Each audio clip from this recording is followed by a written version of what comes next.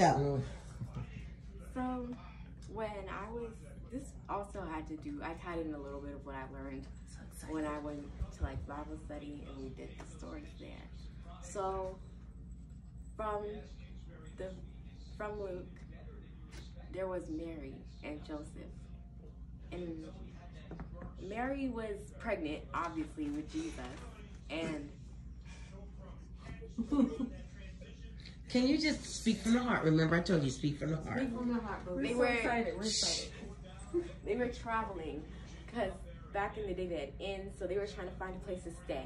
Mary was going through labor at the time, and she was traveling, and they were like, "No, we're closed. No, we're full."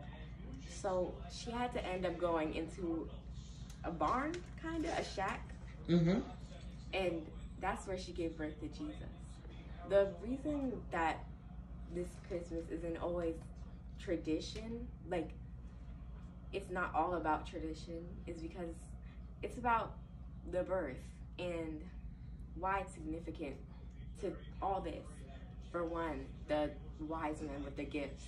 That's significant because look, we have gifts and they give gifts to Jesus when he was born. The myrrh, that's all I remember. Keep going.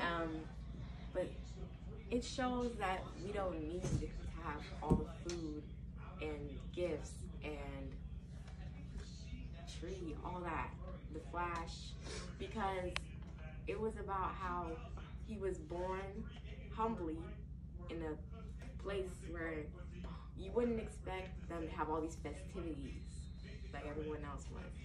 So,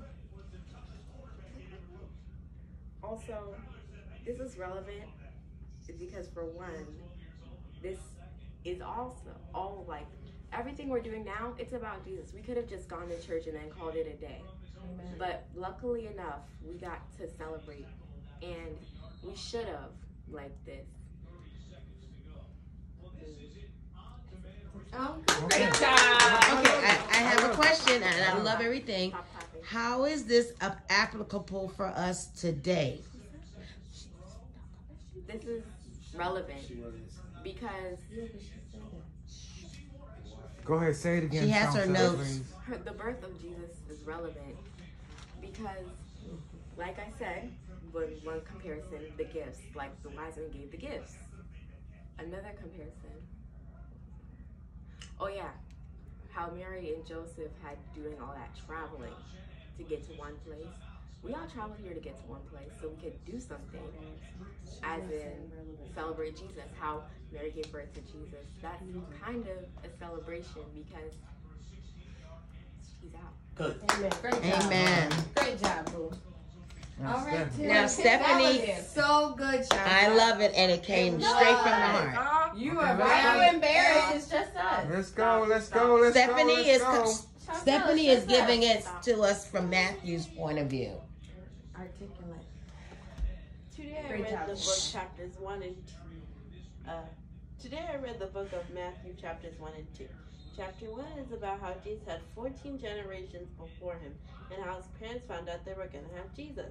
His father Joseph didn't believe it, but in a dream an angel told him it was real. Isn't that weird? Yes. That you know you're going to have the best person ever and the most spectacular too. Now in Matthew chapter 2, people found out that the great Messiah was born and they wanted to go see him. But there was one guy named Harold that was jealous, so he asked the people when it was happening to go congratulate Mary. He said when it happens, report back to him. But then the angel told the others, don't you dare. So when they got there, they fled to Egypt because it wasn't safe. Herod was so jealous that he found out the men flee, so he killed every boy under 2 years old in Jerusalem. But one day they returned to Jerusalem. That's another story. This is really important to me because this is the day my Lord was born. If he wasn't born, I'd be in big trouble because I would not have forgiveness in my life. This relates to all of us because we all have forgiveness in our lives. Someone to watch over us, like a manager telling us if we're doing a good job. Then there's a teacher that will teach us until 100th grade. And God's like giving us a box of brownies. He gives us instructions and he leaves us to our own mind. We'll make mistakes baking the brownies, but when the brownies are done baking, is it going to end up sweet or salty? Sweet or salty meaning heaven or hell. Which one are you going to? Sweet. Love it, love it, love it.